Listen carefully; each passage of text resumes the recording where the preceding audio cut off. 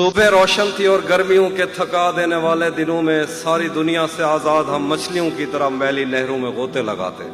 अपने चेहरे पे कीचड़ लगाकर डराते थे एक दूसरे को। किनारों पे बैठे हुए हमने जो अहद एक दूसरे से लिए थे, उसके धुंधले से नक्शे आज भी मेरे दिल पर कई नक्श हैं।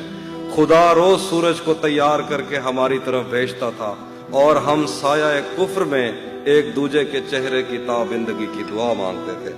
उसका चेहरा कभी मेरी आंखों से ओझल नहीं हो सका। उसका चेहरा अगर मेरी आंखों से हटता तो मैं कायनातों में फैले हुए उन मज़ाहिर की तफहीम नज़मों में करता कि जिन पर बज़िद हैं ये बीमार, जिनको खुद अपनी तमन्नाओं की आत्माओं ने इतना डराया कि इनको हवस के कफस में मोहब्बत की किरणों ने छूने की कोशिश भी की तो ये उससे परे हो गए। इनके बस में नहीं कि ये महसूस करते एक मोहब्बत भरे हाथ का लम्स, जिससे इनकार कर करके इनके बदन खुरदरे हो गए, जिससे इनकार करके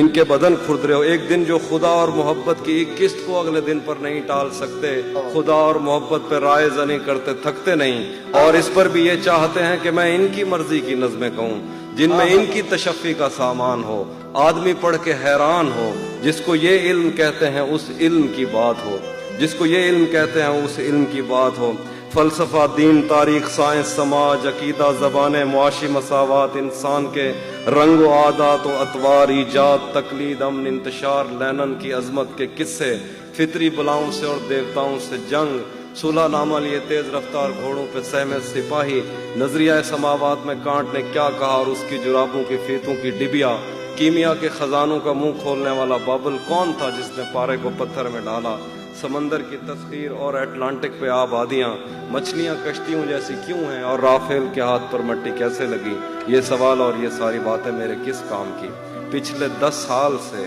उसकी आवाज तक मैं नहीं सुन सका और ये पूछते हैं कि हैगल के नजदीक तारीख क्या है। क्या कहने।